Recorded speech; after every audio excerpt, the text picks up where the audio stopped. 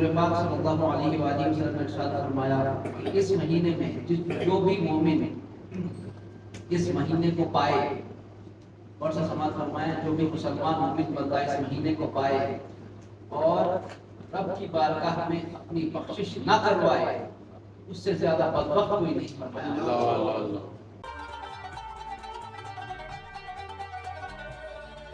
بسم اللہ الرحمن الرحیم، الحمد للہ رب العالمین، والصلاة والسلام علی سید الانبیاء واشرف المرسلین وعلی آلہ وصحبہ اجمعین، اما بعد فقد قال اللہ تبارک وتعالی فأعوذ بالله من الشيطان الرجيم، بسم الله الرحمن الرحيم، مثل الذين ينفقون أموالهم في سبيل الله كمثل حبة أنبتت 7 سنابل في كل سنبلة 100 حبة والله يضاعف لمن يشاء والله واسع عليم، صدق الله مولانا العظيم وصدق رسوله النبي الكريم، ونحن على ذلك لمن الشاهدين والشاكرين والحمد لله رب العالمين۔ اللهم صل على سيدنا ومولانا محمد وعلى آل سيدنا ومولانا محمد معدن الجود والكرم منبع العلم والحلم والحكم، وعلى وارث حاله ومنظر كماله ورشده وسيده وسيلته في الدين الغوث العظم واسع الجود وبركته وبركته وسلم۔ شہید رشید پر جلوہ فرما شہزادہ اعظم خانوادہ سردار لاہوری کے چشمہ چراغ عارف باللہ ڈاکٹر مولانا سید ہاشم عارف شاہزادی صاحب قدس جبرائیل، مولانا عبدالسلام صاحب، مولانا محمد غنی صاحب، تمام سامعین مقدرین، اللہ تبارک و تعالیٰ کا بے پناہ جو احسان ہے کہ رب کائنات نے ہم کو اس مبارک مہینہ عطا کیا اور اس مبارک مہینے میں عبادت کرنے کی توفیق عطا فرمائی۔ سامعین، اس ماہ مبارک کے تعلق سے آپ نے یقیناً علماء کرام سے کئی احادیث مبارکہ سنی ہوں گی۔ قرآن میں اسی برکتوں کا ذکر لکھا گیا، قرآن میں اللہ تبارک و تعالیٰ نے ارشاد فرمایا کہ اس مہینے میں ایک ایسی رات ہے جو 1000 مہینوں سے افضل ہے۔ دوسرے مقامات پہ حضور پاک صلی اللہ علیہ وآلہ وسلم نے ارشاد فرمایا کہ اس مہینے میں جو بھی مومن اس مہینے کو پائے، اور سے سماعت فرمائے جو بھی مسلمان مومن بندہ اس مہینے کو پائے اور رب کی بارگاہ میں اپنی بخشش نہ کروائے، اس سے زیادہ بدبخت کوئی نہیں فرمایا۔ اللہ اللہ۔ اور کما قال صلی اللہ علیہ وآلہ وسلم، تو یہ مہینے کی ایک ساعت ایک لمحہ ایسا ہے کہ رب کائنات کی بارگاہ سے ندا رہی ہے کہ ہے کوئی مغفرت طلب کرنے والا، ہے کوئی اپنے گناہوں کی بخشش مانگنے والا۔ سامعین، خصوصاً افطار کے وقت کی دعا یقیناً قبول کی جاتی ہے۔ آقا کریم صلی اللہ علیہ وآلہ وسلم نے ارشاد فرمایا کہ ہر روز 70,000 ایسے بڑے گناہ گاروں کو رب کائنات افطار کے وقت نجات کا پروانہ عطا کرتا ہے کہ جس پر جہنم واجب ہوگی، اور پہلی رمضان سے لے کر آخری رمضان تک یہ سلسلہ چلتا ہے، اور آخری رمضان کا جب افطار آتا ہے آخری دن کا، تو پہلے سے لے کر 29 تک جتنے بڑے گناہ گاروں کو رب کائنات سے دوزخ سے نکالنے کا وعدہ فرمایا ہے، اتنی ہی تعداد میں آخر دن تمام اتنے رب کائنات جنت کا پروانہ عطا کرتا ہے۔ سبحان اللہ، سبحان اللہ۔ سامعین، یہ مہینے کی ایک ساعت ایک برکت آپ کے ہمارے لیے رب کائنات کا بہت بڑا انعام ہے، رب کائنات کا بہت بڑا فضل ہے۔ قرآن فرماتا ہے کہ رب سے اس کا فضل مانگو، تو دعا ہمیشہ یہی کرتے رہو، اللہم انی اسألک من فضلک، کہ اللہ ہم تجھ سے تیرا فضل مانگتے ہیں، تجھ سے تیرا رحم مانگتے ہیں، تجھ سے تیری عطا مانگتے ہیں، کرم مانگتے ہیں۔ سامعین، اس مہینے کی برکت، اس مہینے میں اعمال اور نیک اعمال کے تعلق سے حضور پاک نے ارشاد فرمایا کہ ایک فرض 7 سے 70 سے 700 تک بڑھا دیا جاتا ہے ثواب۔ نفل کا ایک نفل فرض کے برابر رب کائنات اس کا ثواب عطا فرماتا ہے۔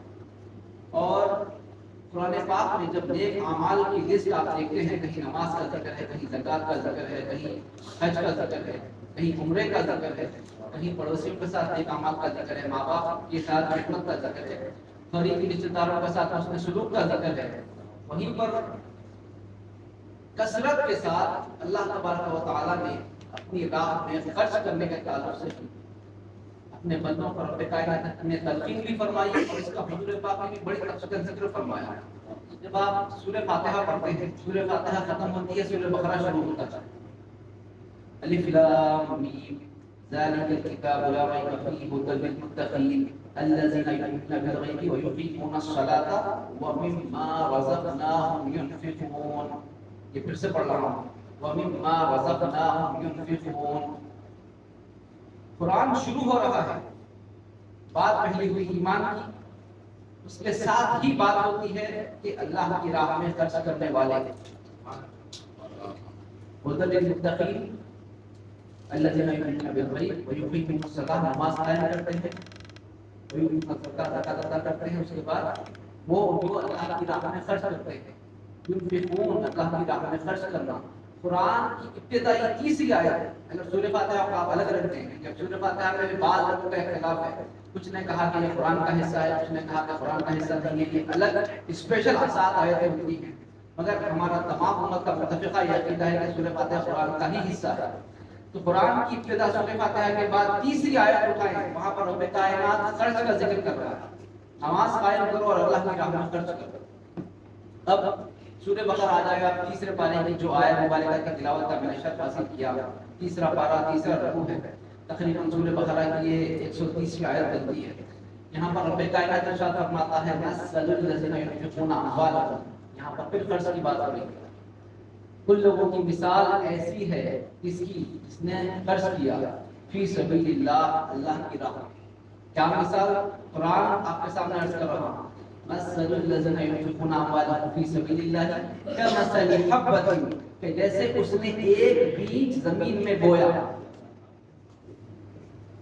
انبتت 7 سنابل، پھر اس میں سے 7 ڈالیاں نکلی. فی کل سنبلۃ 100 حبہ، فرماتا ہے قرآن، پھر ہر ڈالی پر 100 پھول لگے. سبحان اللہ، سبحان اللہ.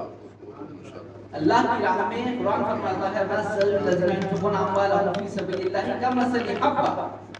اتنی تو ربی سب کو آتی ہے. کتنے سال سے سعودی عرب میں 20 سال تو سب کے ہو گئے. حبہ کا مطلب ہوا ایک. کمثل حبہ، تم نے ایک دانہ زمین میں بویا. کیسے بویا؟ قرآن فرماتا ہے اس کی مثال ایسی ہے جس نے اللہ کی راہ میں ایک دانہ زمین میں بویا. آسان عربی سمجھا رہا ہوں.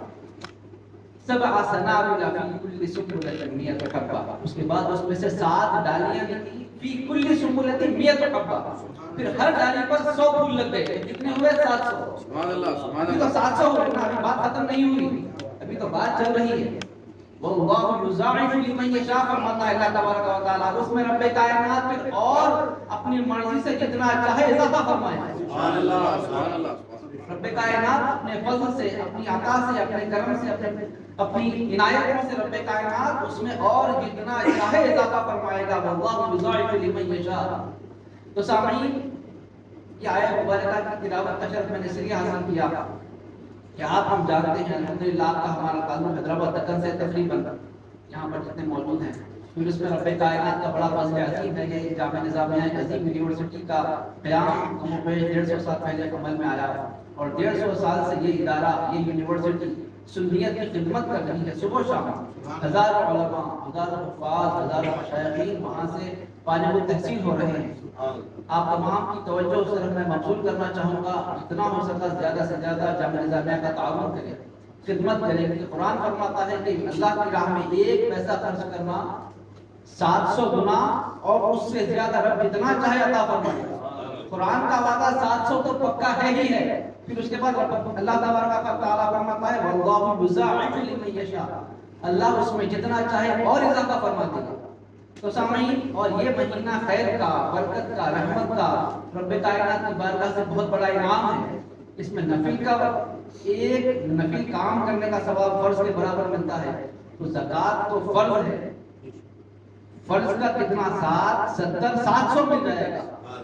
تو حدیث کے 700 ہو گئے، قرآن کے 700 ہو گئے، 1400 تو یہی ہو گئے. اس کے بعد پھر قرآن فرماتا ہے واللہ یضاعف لمن یشاء. تو 1 روپیہ بھی اگر جامعہ نظامیہ کو 1 ریال کے آپ عطیات اور صدقات جامعہ نظامیہ کی خدمت کے طور پر آپ پیش کر رہے ہیں، تو ایک کا بدلہ کم از کم 1400 سے 2000 کا رکھیں. 1 ریال کا جامعہ نظامیہ کو آپ پیش کر رہے ہیں. یقیناً قرآن میں تقریباً 700 مقامات پہ نماز کا ذکر آیا ہے. 700 مقامات میں سے تقریباً 90% 600 سے 650 مقامات پہ جہاں بھی نماز کا ذکر آیا، زکات کا ذکر وہاں نماز کے ساتھ کیا گیا. اتنی بڑی عبادت ہے زکات ادا کرنا. 700 مقامات پہ قرآن میں نماز کا ذکر آیا ہے. کم و بیش 700 مقامات میں سے اگر تھوڑا بہت بھی ہٹا دیں تو 600 مقامات میں نماز کے ساتھ ہی زکات کا ذکر ہے. تو سامعین، پابندی کے ساتھ، احتیاط کے ساتھ اور زکات کے مسائل سیکھیں. اگر نہیں معلوم تو علماء سے، مشائخین سے پوچھیں، کیونکہ اکثر و بیشتر دیکھا جاتا ہے کہ ہمارے جو انگلش میں کہتے ہیں ایلیٹ گھرانہ، بہت ہی زیادہ جو ہمارا پیسے والے گھرانے ہیں مسلمان، ان میں آپ یقین مانے اگر 100 گھرانے ہیں تو 100 میں سے مشکل سے 10 یا 12% ایسے ہوں گے جو زکات نکالتے ہیں. 80% جو ہمارے ایلیٹ مسلمان ہیں بہت ہی زیادہ پڑھے لکھے ہو گئے، جاگیرات ہے، یہ ہے وہ ہے، مگر کیوں دین سے اتنی دوری ہو گئی کہ اگر ان کے بچے کو آپ کھڑا کر کے صرف عشاء کی کتنے رکعت ہیں پوچھتے تو ان کا بچہ بولنے سے خاص ہے. یہ ہمارا بہت بڑا المیہ ہے. تو زیادہ پیسہ آنا بھی ایک طرف سے اللہ تبارک و تعالیٰ کی نعمت بھی ہے، دوسری طرف اللہ تبارک و تعالیٰ کی سخت پکڑ بھی ہے، یہ ایک آزمائش بھی ہے. تو سامعین، ہوتا یہ ہے کہ جب تک دین سے قریب نہیں ہوں گے، دین کا علم حاصل نہیں کریں گے، تب تک نہ دنیا میں کامیابی ہے نہ آخرت میں کامیابی ہے. اکثر و بیشتر مسلمان ہمارے گھرانوں میں ایسے بھی ہیں کہ جس پر زکات واجب ہو کر کئی سال گزر گئے اسے پتہ ہی نہیں. کیوں؟ کیونکہ اس طرف توجہ نہیں گئی. نہیں بھائی ہمارے باہر رہتے تھے، ہم نے کیا ہے کیسا کرتے یا یہ. اچھا، دوسرا مسئلہ یہ ہے کہ بعض لوگ علماء اور مشائخین کے پاس جانے سے گھبراتے ہیں. کیوں؟ کیونکہ مال کی محبت اتنی زیادہ ہوتی ہے. مال کی اور اولاد کی محبت کا قرآن میں کئی جگہ ایک ساتھ ذکر کیا گیا ہے. بڑی توجہ سے سنیں کہ میں آپ کے سامنے کیا عرض کر رہا ہوں. مال کی اور اولاد کی محبت کا قرآن میں کئی مقامات پر ایک ساتھ ذکر کیا گیا ہے. کیوں؟ مال کی محبت بڑی پکی ہوتی ہے. انسان جان دے دے گا، مال نہیں دے گا. اور اولاد کی محبت بڑی پکی ہوتی ہے. تو سامعین، اچھا، اب مال کی محبت اتنی زیادہ غالب آ گئی کہ جیب سے 1 روپیہ نکل ہی نہیں پا رہا ہے.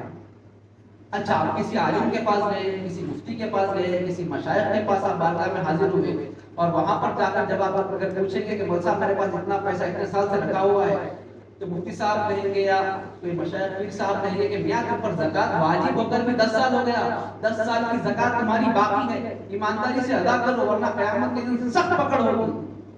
اب اچانک اگر 10 سال 50,000 زکات میرے اوپر واجب ہو رہی تھی، 10 سال تک 5 لاکھ ہو گئے. 5 لاکھ نکالنا تو اللہ کا اس کی جان نکالنے کے برابر کا معاملہ ہو جاتا.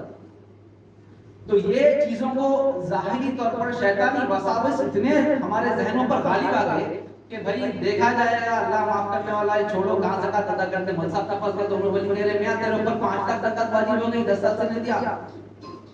تو وہ گناہ کبیرہ کو اپنے اوپر ایسے مسلط کر لیتے ہیں ظاہری مال کی محبت میں کہ زکات ادا کرنا ہی نہیں چاہتا. سامعین، آقا کریم صلی اللہ علیہ وآلہ وسلم نے 3 بار اللہ تبارک و تعالیٰ کی قسم کھا کر کہا کہ مال اللہ کی راہ میں خرچ کرنے سے، میں اللہ کی قسم کھا کر کہتا ہوں کہ اللہ کی راہ میں مال خرچ کرنے سے مال کم نہیں ہوگا. آقا کریم نے اللہ تبارک و تعالیٰ کی قسم کھائی کہ میں اللہ، آقا کریم قسم کھا رہے ہیں، میں اللہ کی قسم کھا کر کہہ رہا ہوں کہ کسی کو معاف کرنے سے تمہاری عزت کم نہیں ہوگی، اللہ کی راہ میں خرچ کرنے سے تمہارا مال کم نہیں ہوگا. ایک قرآن تم کو تقریباً 600 مقامات پر زکات ادا کرنے کی قرآن تمہیں ہدایت دے رہا ہے. آقا کریم فرما رہے ہیں اللہ کی راہ میں خرچ کرو، تمہارا مال ختم نہیں ہوگا، ہر سال خود بخود بڑھے گا اور بڑھتا ہی جاتا ہے. جنہوں نے بھی ادا کی انہوں نے اس بات کا تجربہ کیا ہے. تو ایمانداری سے خود بیٹھے. علماء نے یہ بڑی کتابوں میں لکھا ہے کہ زکات ادا کرنے کا آسان طریقہ یہ ہے کہ مثال کے طور پہ یہ رمضان میں آپ بیٹھ جائیں، میرے پاس کتنا سونا ہے نکلے، میرے پاس مطلب اشرف بیوی کے پاس، میرے پاس مطلب آپ خود گلے میں ڈال کے پھریں گے، بیوی کے پاس کتنا سونا ہے، کیونکہ اگر آپ کی بیوی کماتی نہیں ہے تو شرعاً تو حکم نہیں مگر اخلاقاً حکم ہے کہ بیوی کی زکات کیا آپ ہی ادا کریں. کتنا سونا ہے وہ لکھ لیں، کتنا میرے پاس مال ہے وہ لکھ لیں، اس پر زکات واجب ہوتی ہے نہیں ہوتی ہے، کسی صحیح مفتی سے فتویٰ لے لیں، پھر وہاں سے ہر سال پابندی کے ساتھ اس کتاب کو مینٹین کریں کہ بھائی اگلے سال کتنا بڑا، بیوی کے پاس سونا کتنا بڑا، میرے پاس مال کتنا بڑا. پابندی کے ساتھ صرف 2.5%. قرآن نے اور حدیث نے آپ کو 20%، 40% یا 50% دینے کے لیے نہیں کہا. سال میں صرف 2.5% نکالنا بھی آج 90% مسلمانوں کے دلوں پر گرا گزرتا ہے. آج بہت بڑا المیہ ہے. آج دیکھیں ایک طرف سے شرم آتی ہے کہ ہم دنیا کی سب سے بڑی قوم ہیں، کم و بیش 200 کروڑ مسلمان ہیں، مگر آج بھی جہاں کی مسجد میں ہم مغرب کے اثر پڑھنے جاتے ہیں، عشاء پڑھنے جاتے ہیں رمضان کے مہینے میں، نماز ختم ہوتی ہے کوئی ہمارا مسلمان بھائی اٹھ کر کھڑا ہو جاتا ہے، میں پریشان ہوں، میرے پاس یہ معاملات ہیں وہ معاملات ہیں، اور اس کو تقریباً 100-150 آدمی نماز پڑھتے ہیں، اس میں سے 2-4 لوگ ہی کچھ دے پاتے ہیں۔ ہماری جیبوں کا حال یہ ہو گیا کہ نہ ہمارا جیب میں ہاتھ جاتا ہے نہ جیب سے مال نکلتا تھا۔ کیوں کہ بخالت ایک ایسی بیماری ہے جو انسان کو بھی کھا جاتی ہے، اس کے مال کو بھی کھا جاتی ہے۔ ظاہری طور پر ہم یہ سمجھتے ہیں کہ ہم نے مال بچا لیا، ہم نے زکوٰۃ نہیں دیا مال بچا لیا، نہیں، زکوٰۃ نہیں دیا مطلب تمہارا مال ڈوب گیا، غارت ہو گیا، قیامت کے دن وہی مال پھانسی کا پھندا بن کر تمہیں لٹکائے گا۔ تو سامعین، جامعہ نظامیہ کی خدمت جی کھول کر کریں، اپنے صدقات زکوٰۃ و عطیات جامعہ نظامیہ کو پیش کریں۔ اس کے ساتھ ساتھ میں آپ کی توجہ دارالعلم کی طرف بھی پیش کرنا چاہوں گا کہ دارالعلم اس وقت جدہ میں علمی ایک بہت بڑا مرکز بن چکا ہے۔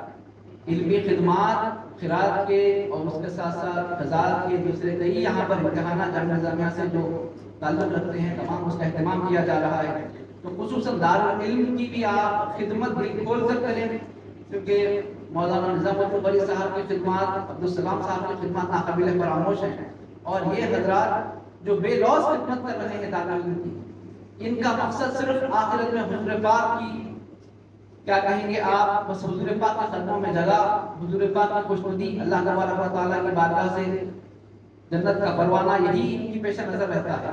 تو سامعین، میں آپ سے یہ بھی بڑی ادب گزارش کروں گا کہ دارالعلم کی بھی خدمت دل کھول کر کریں اور سال بھر کریں، صرف اس مہینے میں ہی نہیں، جتنا ہو سکا دارالعلم کو آپ تعاون کریں، اور میں انشاءاللہ میں جو کہہ رہا ہوں انشاءاللہ اس پر میں خود بھی عمل کروں گا، اور آپ کو بھی اس طرف میں توجہ دلا رہا ہوں کہ اللہ تبارک و تعالیٰ آپ کی ہماری خدمت قبول فرمائے، صحیح طور پر زکوٰۃ ادا کرنے کی توفیق عطا فرمائے، پروردگار ہماری تمام خدمات قبول فرمائے۔ اس مہینے میں رب کائنات ہم سے عظیم خدمت دے لے، مدارس کی، علماء کی، مشائخین کی، مفتیان اکرام کی، وآخر دعوانا الحمدللہ رب العالمین۔